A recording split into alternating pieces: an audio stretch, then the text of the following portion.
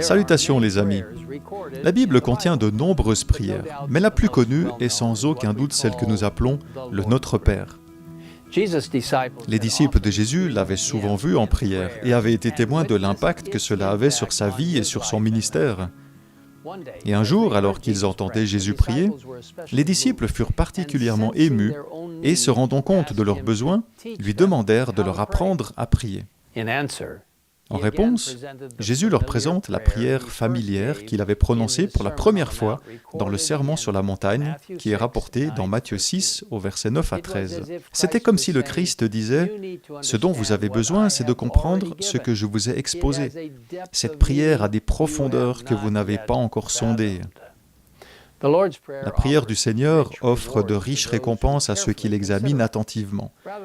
Plutôt qu'une formule de prière où il suffit de répéter des mots par cœur pour que nos désirs soient exaucés, Jésus enseigne des principes célestes qui nous rapprochent de la famille céleste et qui nous rapprochent les uns des autres.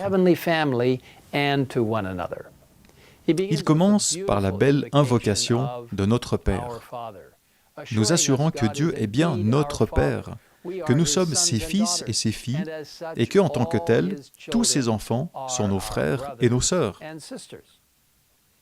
Mais si vous appelez Dieu votre Père, écrit Ellen White, vous reconnaissez que vous êtes ses enfants. Vous devez donc vous laisser guider par sa sagesse, lui obéir en toutes choses, et conscient de son amour éternel, acceptez les desseins qu'il a conçus pour votre vie. Vous considérerez que sa gloire, son caractère, sa famille, son œuvre doivent être l'objet de votre attention la plus vigilante.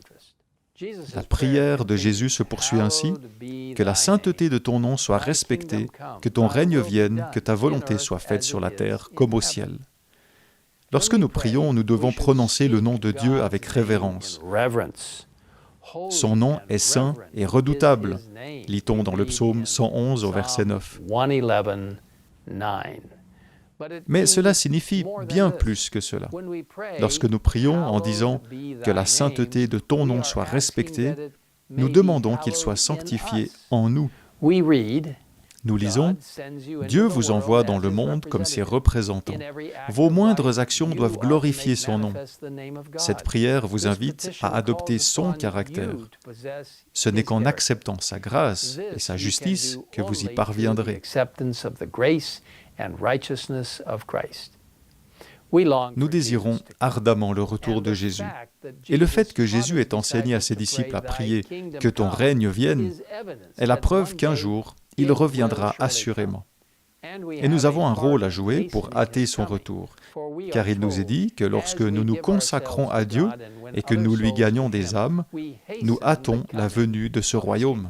La requête « Que ta volonté soit faite sur la terre comme au ciel » est une demande pour que le règne du mal sur cette terre prenne fin, que le péché soit détruit pour toujours et que le royaume de justice de Dieu soit établi. C'est là quelque chose que nous attendons avec impatience par la foi. Après s'être concentré sur le nom, le royaume et la volonté de Dieu, la prière se tourne vers nos besoins. La phrase « Donne-nous aujourd'hui notre pain quotidien » comprend non seulement la nourriture physique, mais aussi le pain spirituel qui nourrit l'âme. Jésus a dit « Je suis le pain vivant descendu du ciel. Si quelqu'un mange de ce pain, il vivra éternellement. » Et tout comme nous avons besoin de nourriture physique, nous avons besoin chaque jour de cette nourriture spirituelle. Pardonne-nous nos péchés, car nous aussi nous pardonnons à toute personne qui nous offense. Nous sommes ici invités à demander pardon à Dieu, qui pardonne abondamment. Jésus explique que nous devons aussi pardonner à ceux qui nous ont fait du mal. Ce n'est pas toujours facile. Mais lorsque nous réalisons l'amour et le pardon que Dieu nous a témoigné, cela nous aide à faire preuve de compassion et de pardon envers les autres. Satan essaye de nous soumettre à la tentation pour s'emparer de nous. Mais si nous nous tournons vers Dieu dans la prière, il nous délivrera. Nous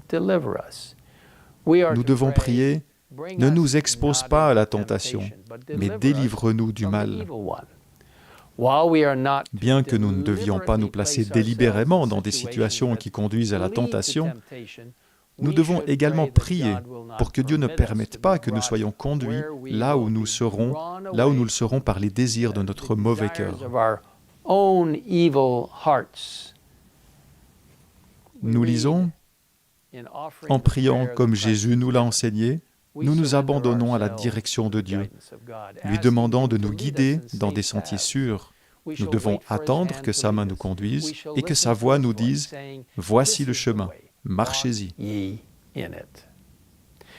le Christ termine sa prière, comme il l'avait commencé, en pointant vers notre Père qui est aux cieux.